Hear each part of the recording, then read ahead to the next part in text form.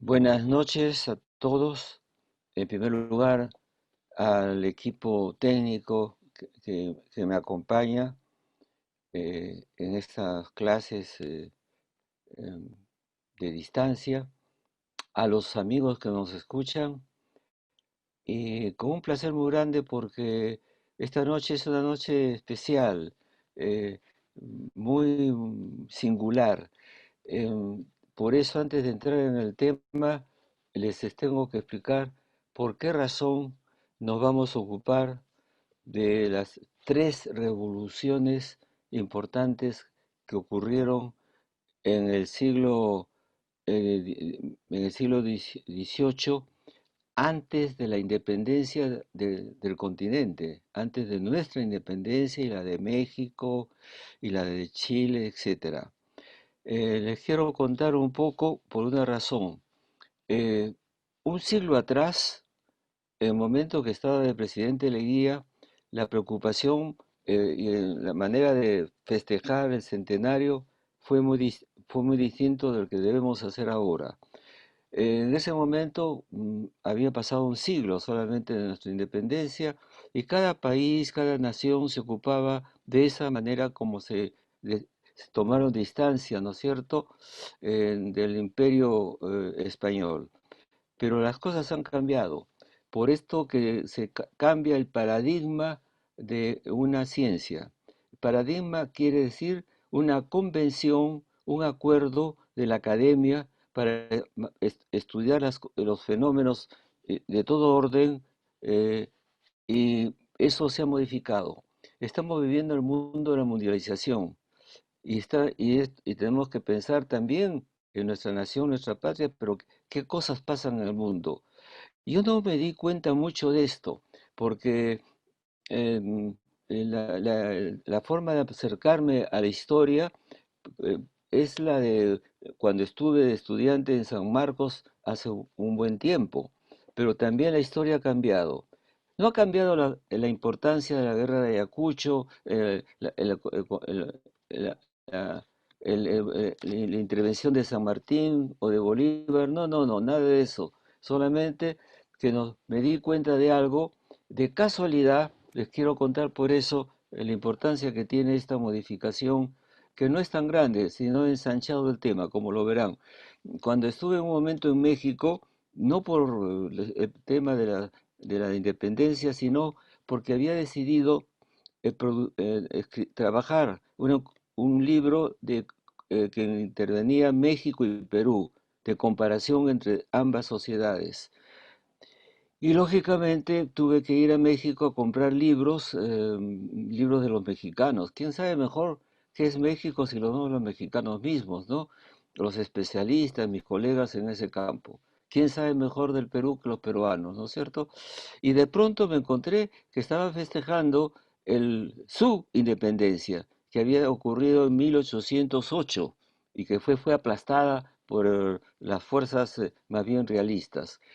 Me sorprendió, sí, y luego seguí viaje, no me preocupé de mucho, y otra vez, de nuevo en Chile, nos tocó a mi mujer y a mí ver cómo celebraban su independencia mucho antes que nosotros en el 2010, porque nosotros tuvimos la independencia el 21 y varios países de América Latina, varias colonias se fueron saliendo del esquema y de la dominación del Imperio Español. Entonces me sorprendió y más adelante me entendí que había que ver el tema de una manera más global. Entonces, ¿cuáles son las tres revoluciones que tenemos que saber eh, por qué existieron, qué pasó, ¿no? Para entender la nuestra? Esas tres revoluciones las vamos a explicar sintéticamente esta noche. Y son tres. La primera se llama la Gloriosa y ocurre en Inglaterra.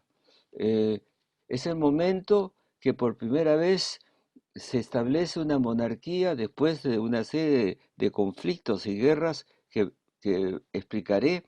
Aparece una monarquía con parlamento que dura hasta el día de hoy. Hay un parlamento y hay una corona. La segunda fenómeno enorme y muy anterior a la propia Revolución Francesa, que era de 1789, es pues la independencia de los Estados Unidos. Estados Unidos comienza su independencia en 1773 y acaba en 1776. Otro gran paso, que los colonos de América del Norte se enfrentaran al ejército eh, eh, inglés, que era uno de los más poderosos.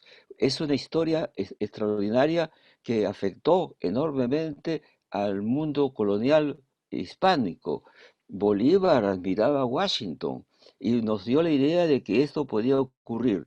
Esta segunda revolución es muy importante porque por primera vez unos colonos se deshacían de una metrópoli. Y la tercera, la Revolución Francesa. Si no entendemos la Revolución Francesa, no entendemos la aparición de la República, la importancia que le dieron entonces al contrato social y que influyó muchísimo en toda Europa durante todo el siglo XIX y naturalmente en San Martín y en Bolívar. Cuando San Martín dice, declara la independencia del Perú, dice por la voluntad de los pueblos, la voluntad de los pueblos y la ley que Dios establece.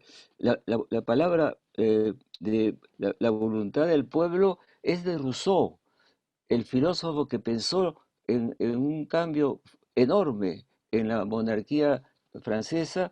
No vio la revolución, pero no hay 1789, ni los jacobinos, ni la transformación de monarquía que tenía 9 siglos de existencia a república sin el concepto de que el poder está en el pueblo. El pueblo debe elegir sus autoridades. Entonces, vamos a explicar cada uno de estos elementos y después, en la próxima clase, vamos a entrar a estudiar la independencia de nuestro país, la independencia de la patria. Cómo ocurrió por los elementos internos que tuvimos, que algunos conocen muy bien, por ejemplo, Tupac Amaru II y otras cosas más, y a la vez qué pasaba en el mundo para que pudiéramos tener la osadía de la independencia y que nos permitió salir de un imperio que estaba en crisis en realidad y que ya ha llegado a su último momento. Así que vamos a estudiarlo por esa razón. Y ahora comienzo a darles los elementos necesarios a la gloriosa. La gloriosa es el nombre que le han dado los ingleses a este fenómeno que ocurre mucho antes, como decía, la gloriosa eh, es los ingleses, eh, estoy comentando una parte del texto que está ahí, eh, celebran cuando Guillermo de Orange era un príncipe holandés. En ese momento las familias dinásticas podían pasar de un reino a otro reino. Nos sorprende un poco, pero era así. Desembarca el 22 de diciembre de 1688 y entonces eh, se produce esta revolución que duró apenas 6 meses y no hubo muertos, y por eso la llaman la gloriosa. Pero los ingleses, esa es su lectura, pero nosotros no somos ingleses y vamos con todo el respeto, porque es una admirable sociedad política. Nosotros vamos a pensar de otra manera. Eh, Hubo una revolución anterior, antes de y que llegara el príncipe de Orange y que la familia se quedó durante mucho tiempo hasta el día de hoy, ¿no? Entonces hubo una revolución en la cual de la Gran Bretaña dejó de ser monarquía y se convirtió en república. Parece que tienen un poco de vergüenza y quieren olvidarse del tema. Entonces el tema es muy sencillo.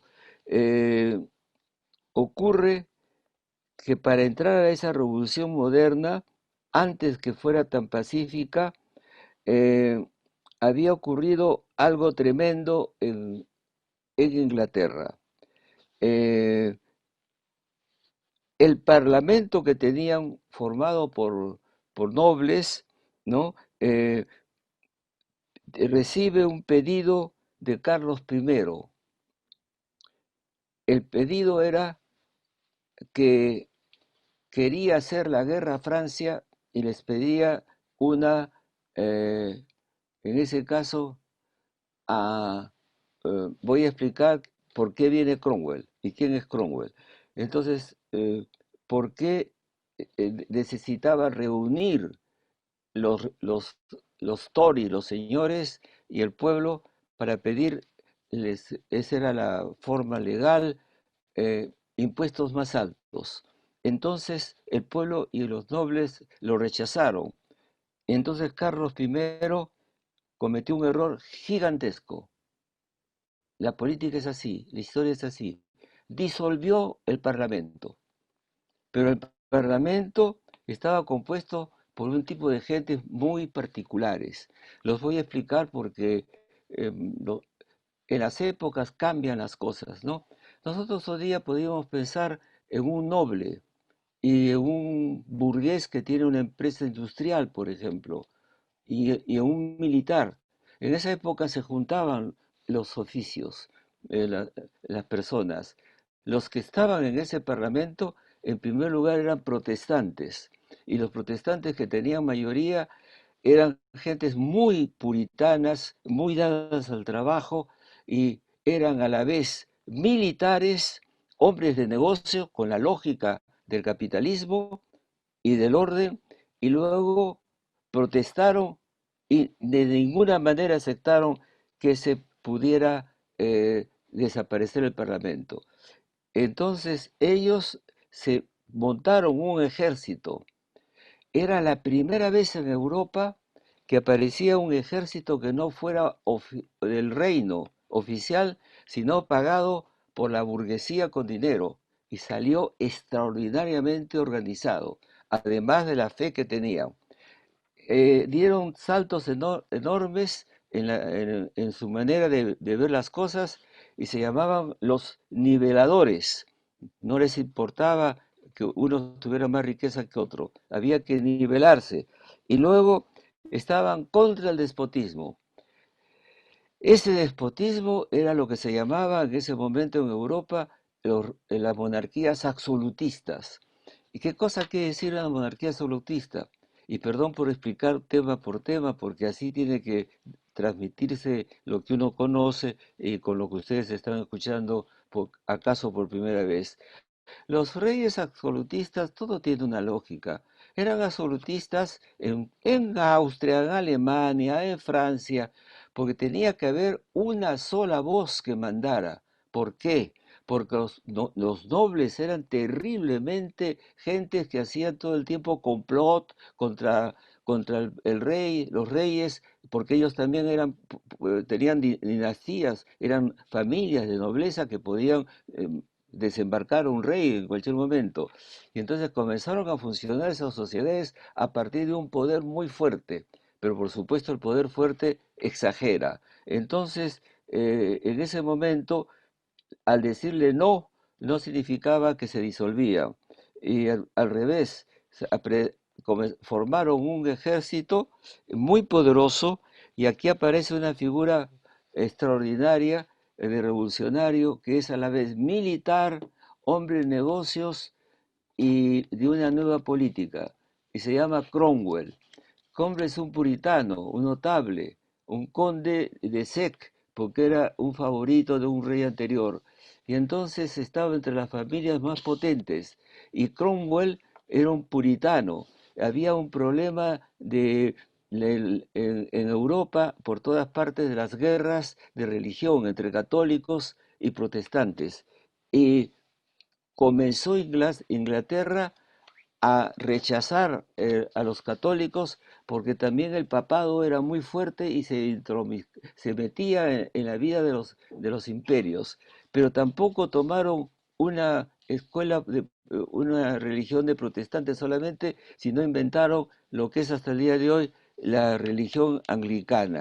Y entonces ese ejército eh, consiguió eh, vencer al ejército oficial, ¿no es cierto?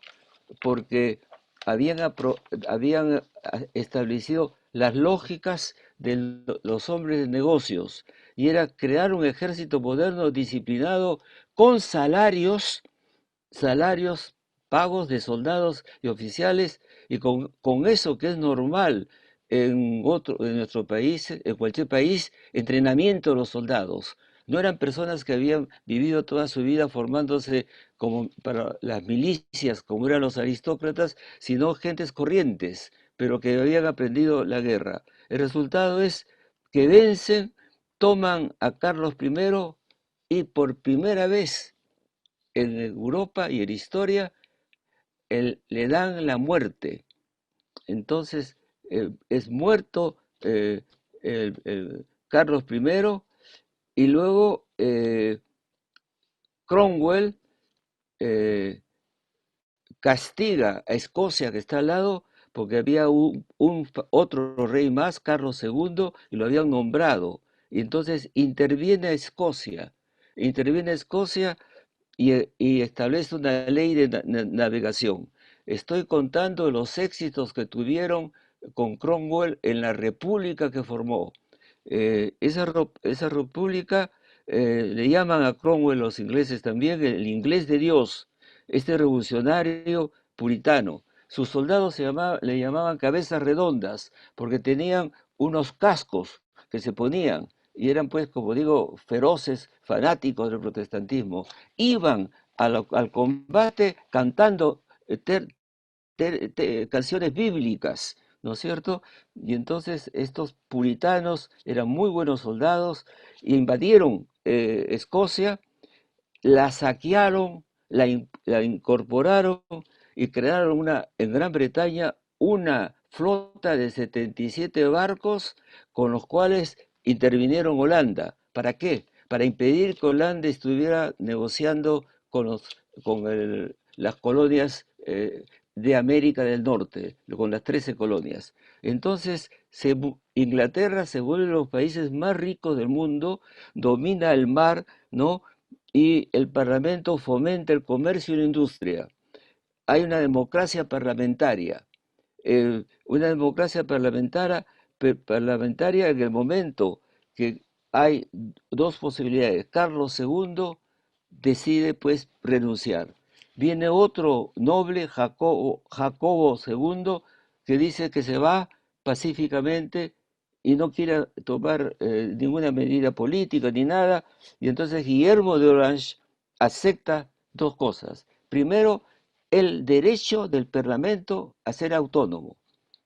Fíjense, el Parlamento pleno derecho. Y segundo, condición fundamental, la Iglesia protestante. Entonces, a partir de ahí, ¿no es cierto? A partir de ahí, Inglaterra es un país estable. ¿Qué tiene? Tiene la Cámara de los Comunes. Comunes somos todos nosotros que no somos nobles. La Cámara de los Tories, que son los nobles. Y tienen el que gobierna es el primer ministro. Y el que gobierna políticamente es el primer ministro, no es ni el rey ni la reina. Y entonces, cuando uno de ustedes de repente está en el servicio diplomático y esas cosas, pues si quiere hacer conversaciones de Estado, tiene que buscar al primer ministro. ¿Quién es el primer ministro? No lo nombra la reina ni el rey. El primer ministro es el resultado del partido político que ha ganado y tiene entonces el parlamento. Entonces, si usted quiere encontrar a la persona con la cual hay que hablar, el nivel más alto, como sería ir a buscar al presidente de un país, ¿no es cierto? Tiene que ir a Downing Street, número 10, donde está la oficina del primer ministro.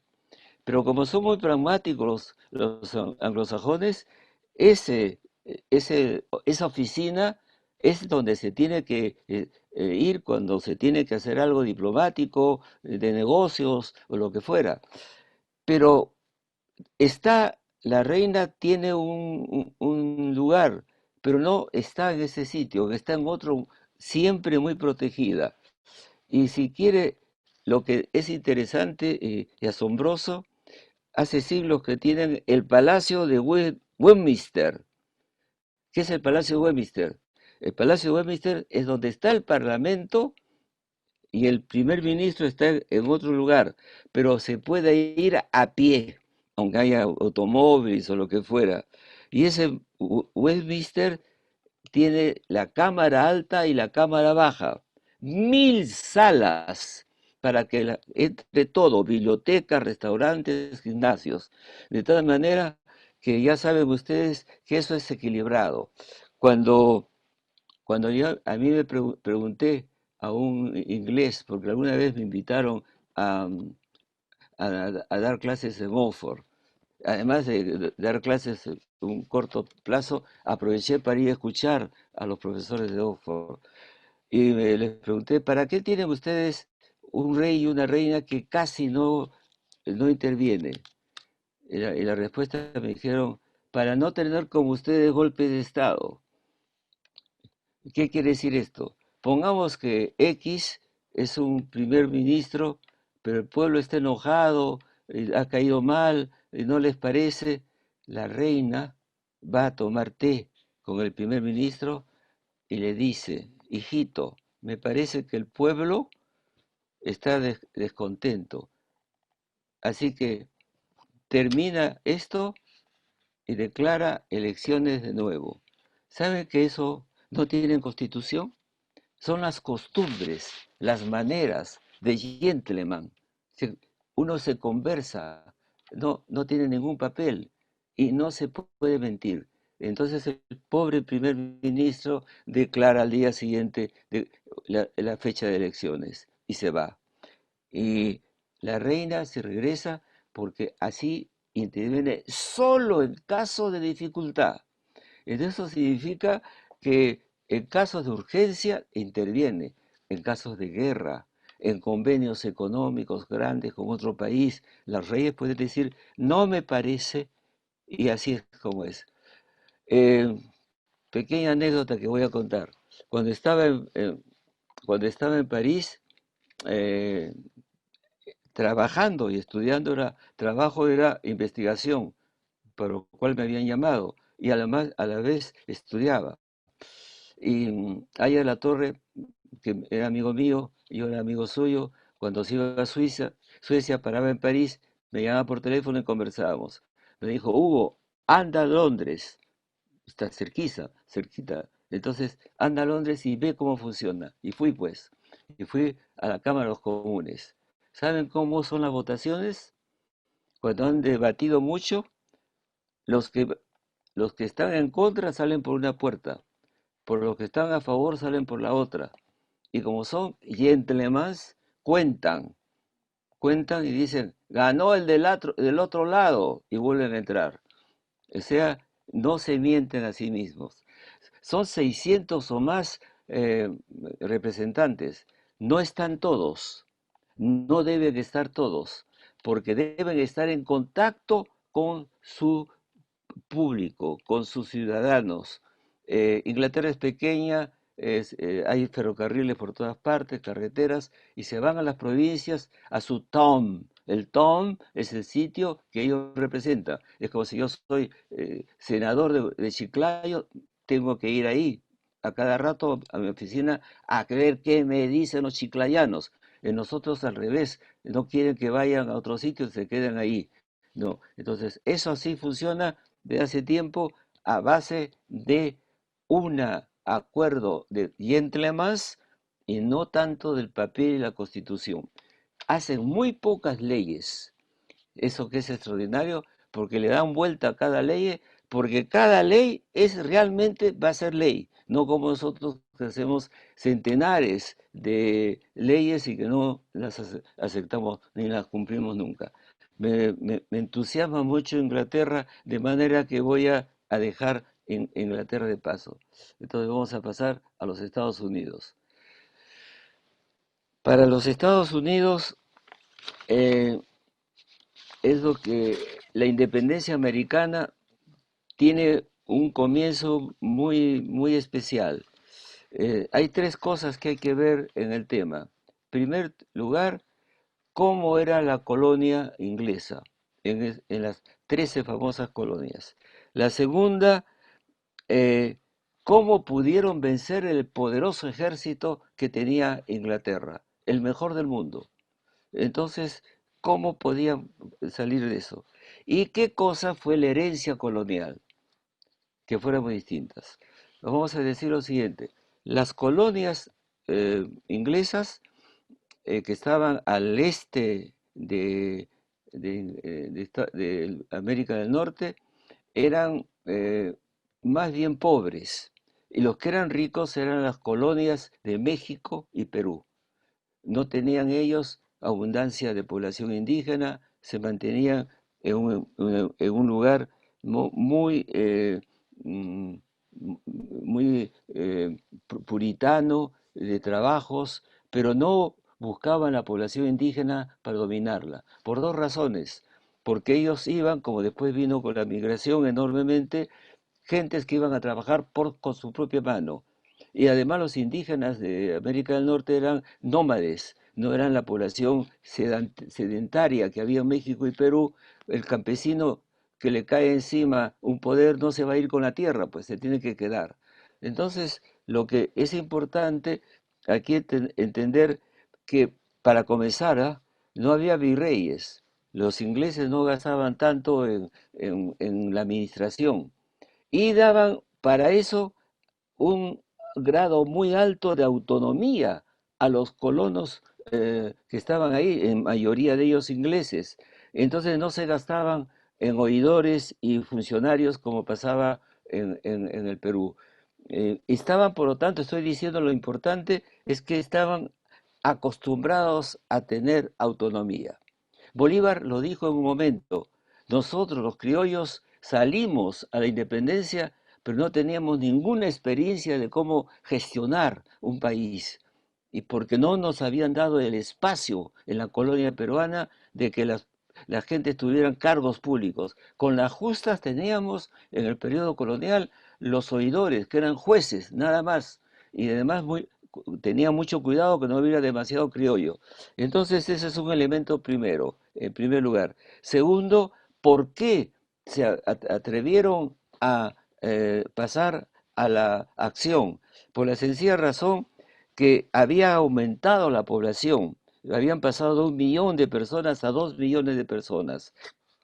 Y Norteamérica entonces parecía que iba a ser el centro del imperio británico. Eso pensó Benjamin Franklin. Y cuando crecieron tanto, Inglaterra decide enviar una tropa británica, el ejército en la colonia. Todo comienza cuando una mañana echan,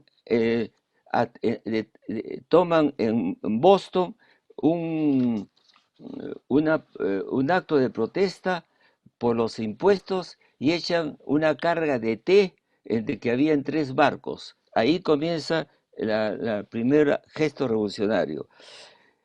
Luego lo que sigue son unos enfrentamientos enormes entre las tropas inglesas y las milicias coloniales. Milicia quiere decir que eran granjeros, comerciantes, campesinos que no tenían la formación pues de soldados para una guerra, y entonces los norteamericanos pensaron que podían también librarse por el lado de Canadá, y los independentistas perdieron esa guerra, pero le pasó algo.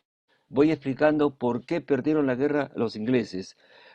Para acabar con ese y guardarse Canadá, gastaron el 40% de sus hombres, del ejército que había enviado. En cambio, los colonos que querían salir de la dominación eran más numerosos. Entonces, eso fue importante, el número, la cantidad de personas que podían seguir luchando aunque no tuvieran gran experiencia.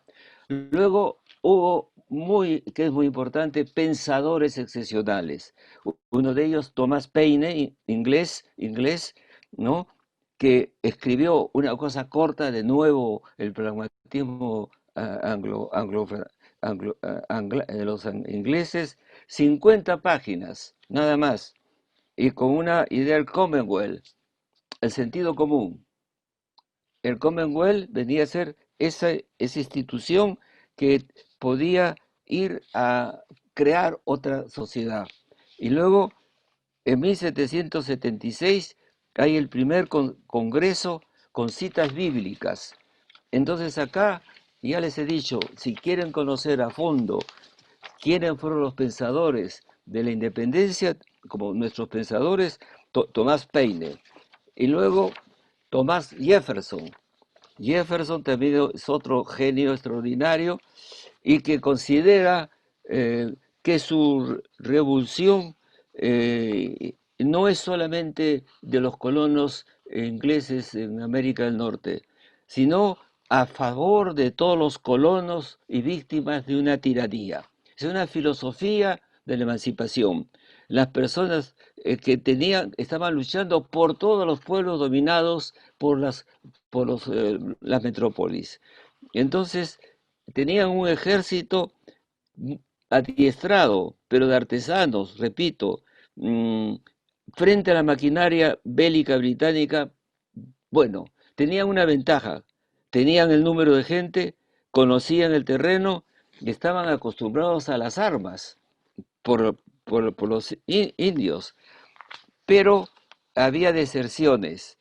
¿Qué hizo? Volteó el tema. Washington es otro pensador extraordinario. Estaban perdiendo la guerra. Washington era un gran experto militar, era un hacendado, un político, no sabía nada de estrategia, improvisados civiles, ¿ah? Que iban a vencer a una poderosa potencia militar que era Inglaterra. Entonces hace algo extraordinario, cruza sorprendentemente. Siempre la historia está llena de gentes excepcionales que hacen cosas excepcionales. Cruza el río Delaware y se apodera del fuerte Princeton. Y los ingleses se repliegan sobre Filadelfia. Acá viene el gran cambio. Francia y España intervienen. Hay que decirlo, pues, porque no fue solo los americanos. Francia envía barcos para que, los ingleses puedan evitar, evita que vayan más tropas a América del Norte. Se me sale la palabra Estados Unidos. Y Francia envía uno de sus generales. Todavía no había revolución francesa, era una monarquía, pero se estaban vengando de una guerra de 7 años que había con Inglaterra. Y entonces pasa un general formidable, un gran guerrero, Lafayette, cruza el Atlántico y se une con los ingleses. ¿Saben ustedes una hermosa anécdota? Cuando los norteamericanos entraron a Francia en la Segunda Guerra Mundial, y ayudar a Francia, le dijeron, el general que estaba ahí, dijo la palabra siguiente: Lafayette, nous voilà, que decir, acá nos tienes, Lafayette. El, eh, tú viniste a ayudarnos a libertarnos y nosotros te devolvemos el favor. España también. España, con el conde Floridablanca, había formado pues un, eh, un, un apoyo en el mar. ¿Por qué era el mar importante? Para continuar la guerra, para que Inglaterra tuviera pocos soldados y continuaban interviniendo más gente en ese momento. Entonces, la gran potencia no se hizo sola.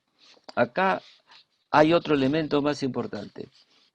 Esto lo tomo de un libro extraordinario, si quieren ustedes saber bien, porque les interesan mucho los Estados Unidos. El libro más extraordinario que he conocido es este que se llama Breve Historia de los Estados Unidos.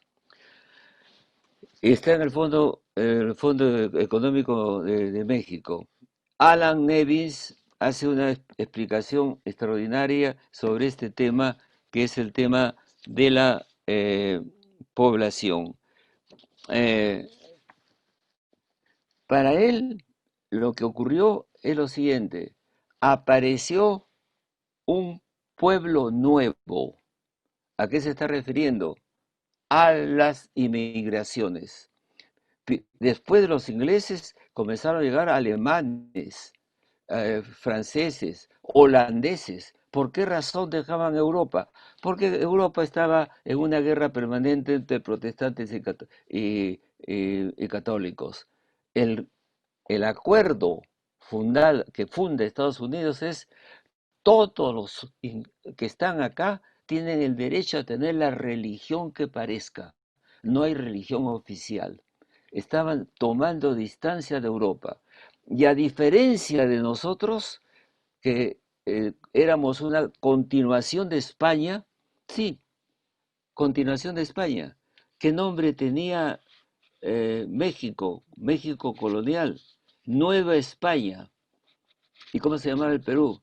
Nueva Castilla.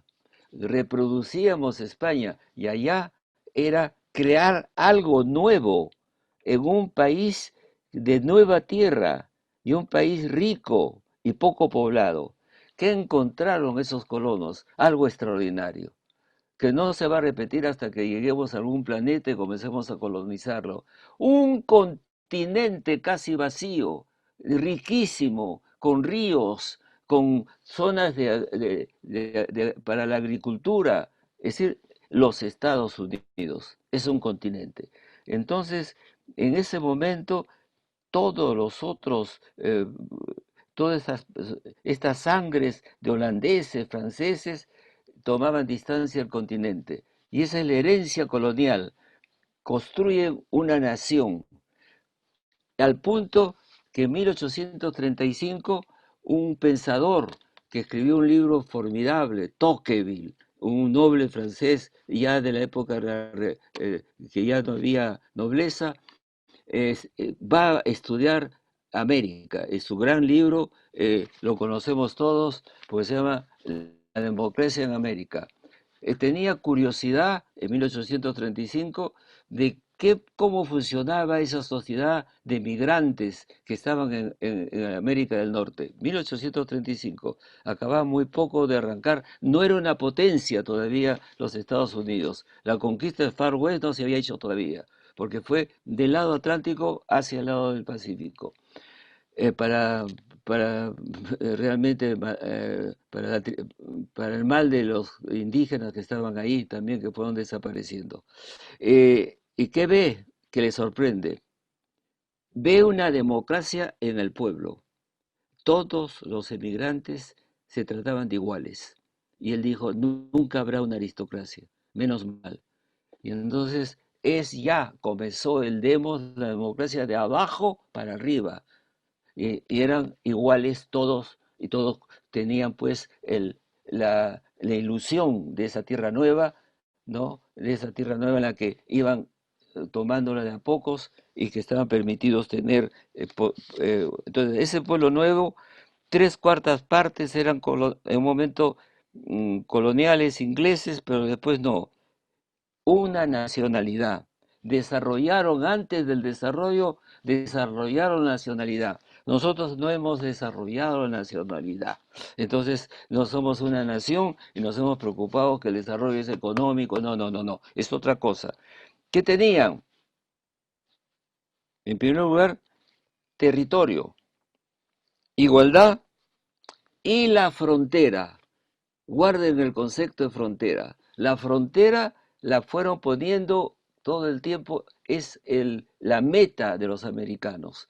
Y por eso se han ido extendiendo incluso compraron, dominaron México, le ganaron la guerra a México, le quitaron 1,5 millones de su país, en todo esto. Yo me he guardado, antes de salir de Estados Unidos, esta, eh, este concepto de que es muy importante de Octavio Paz. Yo tomo a Paz como el pensador más lúcido que hemos tenido en el siglo XX. Y miren lo que dice sobre nuestra herencia colonial y la herencia colonial de los ingleses. Dice, es inversamente proporcional. O sea, nosotros somos el lado contrario de lo que pasó en Estados Unidos. Fíjense bien lo que dice. Nosotros somos el espejo invertido. Lo que sucedió en Estados Unidos fue el nacimiento de la modernidad, la democracia y de una gran nación unida es el fenómeno inverso de lo que sucedió en América Latina. Creo que es bueno hablar de esto porque no entendemos el problema de la integración de América Latina si no entendemos el verdadero sentido de su desintegración. Entonces, ¿con qué comienzan los americanos?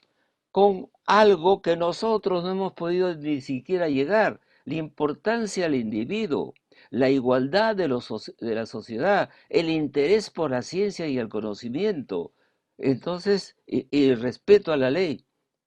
Es decir, lo que para ellos es comienzo, para nosotros es lo que tratamos de tener como meta. Es decir, que cuando piensen en Estados Unidos, piensen que tuvieron mucha suerte, ¿no? Porque comenzaron en donde nosotros estamos tratando todavía de llegar. Ahora queda el último tema, es la Revolución Francesa. En la Revolución Francesa se van a llevar una sorpresa. Y creo que es una lección para siempre. Nadie pensó que iba a haber Revolución Francesa, aunque parezca mentira. ¿Qué pasó? Un proceso político que se le escapó a la clase dominante, los aristócratas y al rey. ¿Qué pasó? Eh, Nadie imaginó que iba a haber una revolución. ¿Estamos de acuerdo? No había un partido en la revolución, estilo Cuba, aquí yo voy a la guerrilla, no tomo el poder. No, no, no, no, no. Fue mejor, fue extraordinario. Fue casi una cosa natural. Todo comienza cuando el 5 de mayo de 1789 el rey que está hasta acá, Luis XVI, está quebrado. Ustedes, ustedes dirán, ¿de qué? ¿Por qué? Había gastado enormemente en la defensa de los norteamericanos.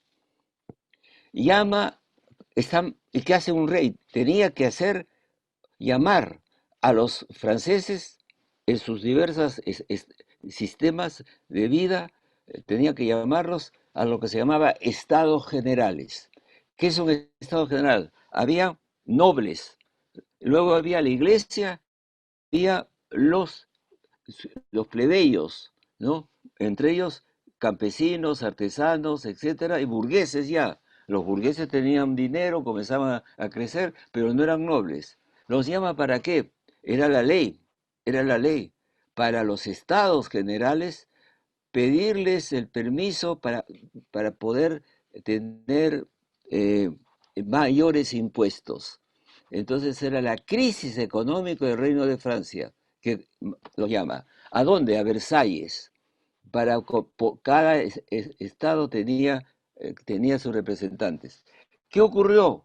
Delegados en todo el país. Tomaron a caballo, en coche, y llegaron a Versalles, que es una gran ciudad hermosísima para todos estos que la puedan visitar, y bueno, está al lado de París. Y entonces el tema es que, ¿cómo iba a funcionar? Hacía 70 años que un rey no había tenido ese problema en Francia, era un rey absoluto, no había todavía democracia, aunque lo tenían delante el parlamento, pero en fin, eh, no era una monarquía con parlamento, sí, pero el rey mandaba más, los reunía en ese momento y podía disolverlos. ¿Qué pasó? Discutieron eh, el voto.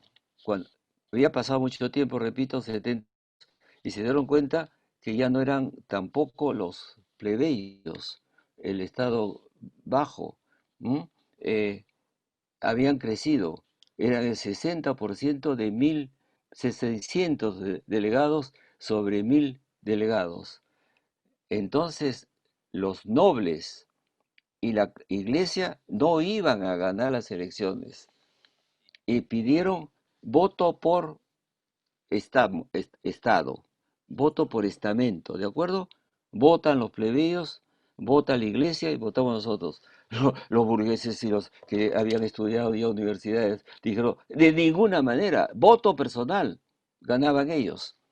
Y ahí cometieron el más grande error la nobleza francesa, cosa que no cometió la nobleza inglesa, por eso hasta hoy existe. Se retiraron del Parlamento, se salieron y el rey fue a disolver. ¿Y sabes qué ocurrieron? No hubo una guerra, pero simplemente le dijeron que eran delegados majestad. Hemos venido porque nos has llamado, pero no nos vamos a disolver. Escuchen bien esta palabra, que no se usaba mucho. Nosotros representamos la nación. ¿Qué quiere decir eso? Que la nación era antes de la República. En el Perú, la independencia llegó, no teníamos nación, los indios no participaban. Eso lo dice Manuel González Prada 90 años más tarde. Nación francesa. Se había formado en la Edad Media y luego ya los franceses eran franceses. ¿Ah? Ya no había grupos separados, etcétera. Y entonces es el 17 de junio, le dice, somos representantes y no nos retiramos de aquí, sino en la punta de las bayonetas. Y cambiaron ese conjunto de reunión de los estados generales a una cosa que se llamó, lógicamente, Asamblea Nacional, con rey. Entonces el rey, ¿qué hizo? Aceptó, pues no tenía manera de hacer otra cosa. Y entonces la Asamblea Nacional se declara Asamblea Constituyente. Otro golpe enorme, y ya el pueblo estaba que ardía, es la toma de la Bastilla, que no tiene gran importancia en términos institucionales, pero sí que el pueblo estaba que ardía, y entonces la Asamblea Constituyente comenzó a dar leyes, no el rey por primera vez, leyes, como en cualquier parlamento, se comenzó a discutir. Y la iglesia, parte de la iglesia se quedó, porque eran partidarios de un cambio político. Entonces, y se 790, más adelante, se contra la iglesia, que era un sector conservador, hacen que la constitución haga desaparecer al clero porque tenían que aceptar la república. Entonces aparece la política que conocemos.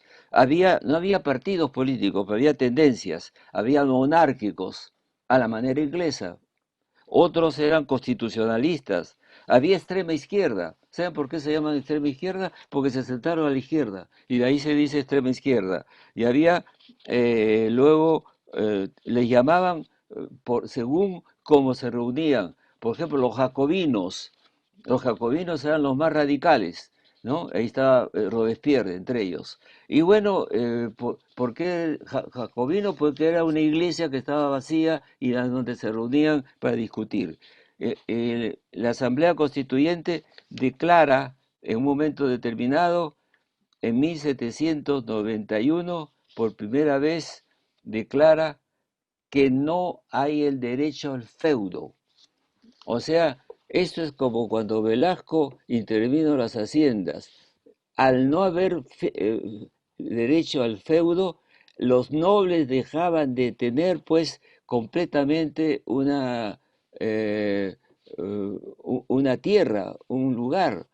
Y en ese momento, en ese momento eh, se rompe algo importante y luego hay una situación muy incómoda, en la que dominan el poder los jacobinos.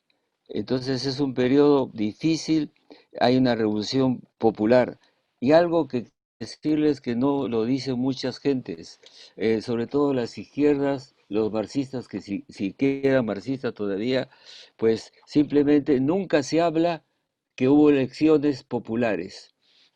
O sea, callan lo más importante. ¿Por qué? Porque hay pues socialismos en el mundo que nunca tomaron el poder y nunca llamaron más a las urnas. Así que convénzase porque hay un libro y una tesis sobre el tema en Francia en la que se habla que durante los años de la revolución cada vez más fuerte, con parlamento y con leyes, hubo constantemente elecciones, porque la población que iba siendo ciudadanos iba creciendo de 1 millón de personas a 11 millones de personas, y también de soldados. ¿Qué cosa produce una ruptura con la monarquía? Había rey, el rey se ponía una escarapela con la bandera de la bandera azul, blanca, roja de los franceses hasta el día de hoy, y bueno, era un rey con una asamblea pues al lado. ¿Ah? Bueno, pero comete un error. Eh, estaba casi la mayoría de la aristocracia había huido, vivía en otros países de Europa y preparaban una guerra contra la República Francesa y además en ese caso eh, escribía, escribía el rey a los nobles de fuera, intrigaba y comete un gigantesco error. Intenta huir y se escapa. Bueno, lo peor de todo es que no logró salir. Sí, lo reconocieron. Era Luis XVI y su esposa, dime el nombre. María Antonieta eran dos adolescentes, dos jóvenes, que les cayó un trabajo político terrible. Y y la reina escribía cartas a su familia, porque era austriaca, algo bien ingenuo. El rey se va en una carroza, pues, a salir de la frontera. Ya había cambiado todo, y había una policía especial de los republicanos y todo. Y la mayoría de la población era analfabeta, pero el que lo descubrió lo miró y vio una nariz muy grande, que era la nariz que él tenía, la conocía por la moneda. Y dijeron, esta cara la he visto en otro lugar. ¡Ah! Luis XVI se está escapando. Y los de caballo lo cogieron y lo trajeron. Lo bajaron, le hicieron un juicio. Capeto, le quitaron que era rey. Le hicieron un juicio y lo guillotinaron. Y se acabó en ese momento, ¿no? La línea de los reyes franceses. Hubo votos, 281, eh, bueno, ganaron por un voto muy fuerte los partidarios de la muerte. Pero yo he estado en una obra, en un momento, en un teatro en París, donde se hacía, no era una obra de teatro solamente, sino cómo era esa asamblea, cómo se discutían con gentes, actores vestidos como la época. Y entonces al público que había ido y estaba en platea le daban el voto. Hoy día los franceses no votarían por la muerte. Yo apunté eso, 281 por el sí, sí que muriera, y 423 por el no. Entonces, esta pena, hoy día, hoy día no se habría salvado Luis XVI, pero en ese momento no se salvó. Entonces, la ejecución produce pues una república, y ya vamos llegando al final, y esa república necesita pues poder defenderse, está en guerra con toda Europa, con toda Europa. Eh, la reacción de los nobles fue pues buscar sus familiares y tratar de recuperar Francia. Y eso llevó a una concentración del poder. En un momento determinado aparece el personaje más extraordinario que era Bonaparte, ¿no? Em, los el pueblo, el- eh, ahora explico que había en la Convención de la Montaña, los radicales tenían secciones parisinas en todas partes. Entonces eran obreros, aprendices, maestros, ¿no? Maestros por gentes que trabajan, artesanos, ¿no? Y una suerte de discriminación. Eh, mm, eh, y la guillotina comenzó a funcionar para todas las personas que estuvieran en un complot. Llegaron a matar 17.000 aristócratas y también revolucionarios como Danton, Camille Desmoulins, etc. 50.000 muertos. Bueno, cuando Stalin tomó el poder, mató también a gentes que eran de los compañeros de Lenin. Esto duró un tiempo y luego viene la Convención Termidoniana, que quiere decir acabar, 1794-95, y eso se llama el directorio.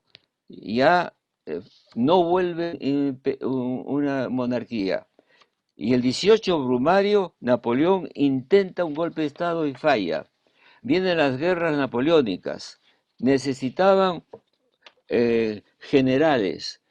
Habían enviado a Napoleón a Italia y casi sin armas, porque era jacobino, era izquierdista, para decir así, pero fue un formidable estratega y luego consiguió dominar Italia. Vino muy poderoso de Italia y establecieron un sistema tomado de Roma, el consulado. O sea, cónsules eran gentes que tenían que gobernar por 1 o 2 años.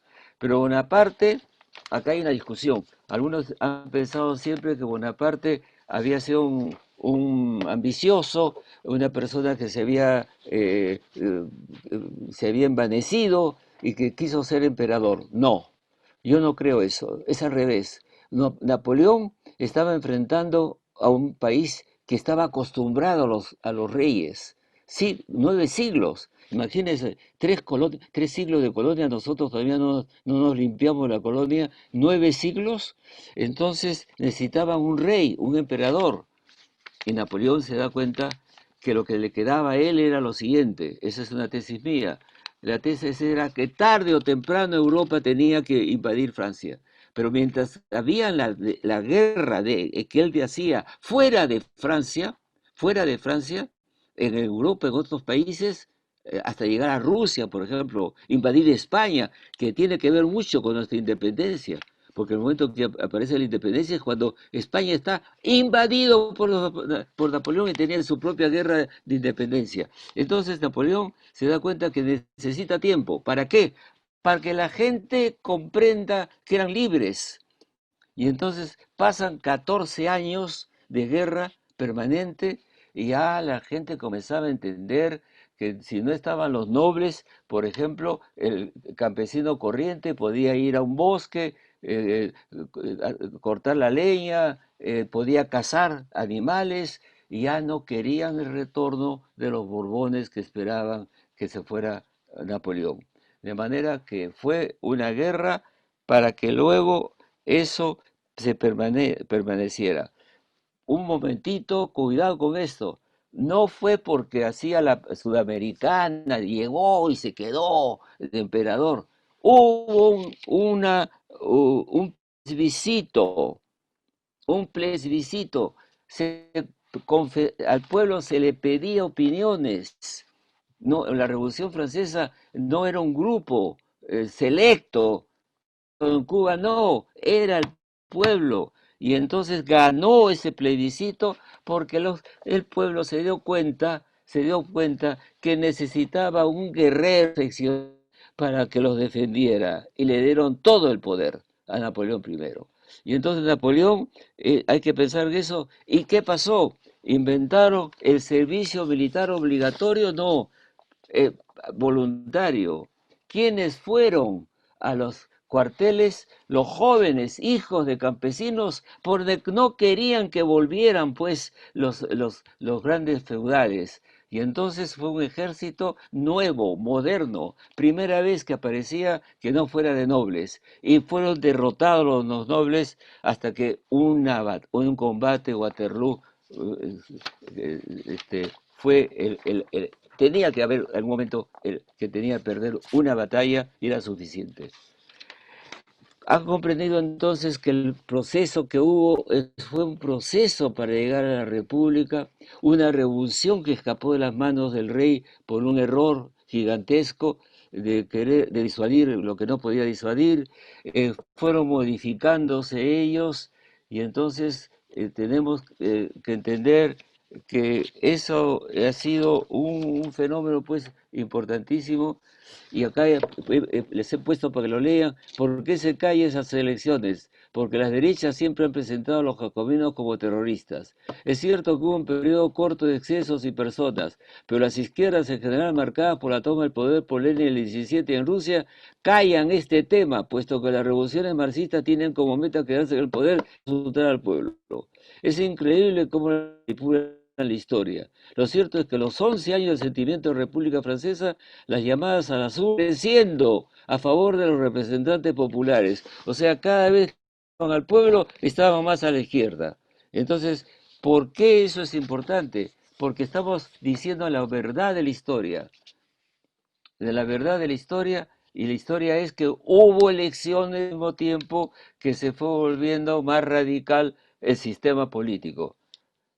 Volvieron los Borbones en 1831, por ahí, quedaron un tiempo y la República fue con gambeta, 1870 hasta el día de hoy. Así que el camino a la República fue muy difícil. Pero Europa lo pensó también y comenzaron a ver países republicanos y por supuesto Bolívar y San Martín tomaron nota del tema, pusieron esa, y por eso después todas las colonias de América Latina y de América Central fueron perdidas por el Imperio Español. Por eso es importante que nos precede esas formidables revoluciones, que era un siglo de las revoluciones, un siglo de revoluciones que cambió Gran Bretaña. Después vino el periodo en que ellos se desarrollan con la revolución industrial.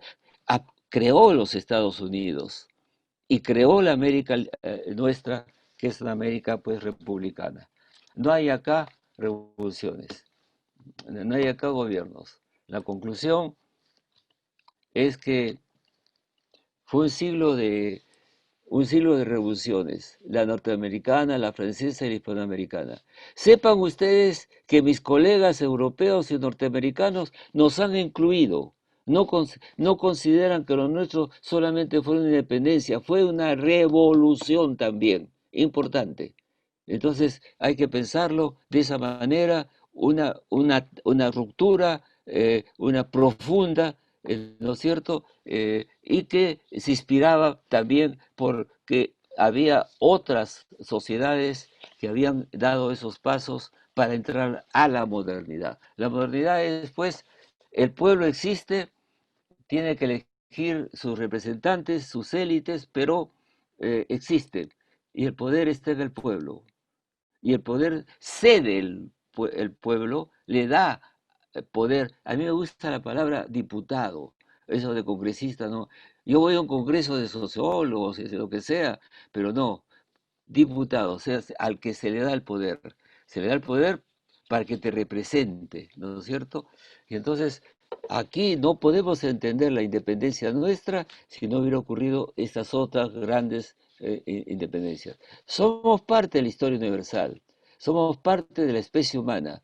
Entonces hay que pensarlo en los términos globales, las interacciones que pueden haber, y ya lo veremos en la próxima clase, porque ahí nos ocupamos de la independencia. Y la formidable mentalidad de Jefferson y los federalistas que inventaron un sistema político norteamericano extraordinario. Poder central, que era partidario más bien de lo que serían hoy día los demócratas, y los otros estados, cada uno con su gobierno. y es una combinación federativa. Para ciertos problemas interviene el poder central, Washington, para ciertos problemas. Y en lo otro, ¿no es cierto? Entonces esa división. La unanimidad, a ver qué he puesto acá. Es curioso ver, pero conviene explicar la unanimidad y el sincronismo admirable con que las colonias españolas todas se agitan para proclamar y conseguir su autonomía. La independencia no fue pues cualquier cosa, fue lo mejor que nos ha pasado como fenómeno latinoamericano. Todos se sublevan de 1809 a 1810 y sofocadas 1814 a 1816. Ya parecía que habían vencido los partidarios de la corona. Y sin embargo, arranca de nuevo del año 16 hasta el año 1824. Entonces, las dos fuerzas concurren en efecto hacia el virreinato del Perú, simbolizadas, personificadas en sus grandes hombres, Bolívar y San Martín. Este es un texto de un día, un intelectual, historiador, que por desgracia no es muy conocido, pero yo quise ponerlo ahí porque era pues un caso excepcional.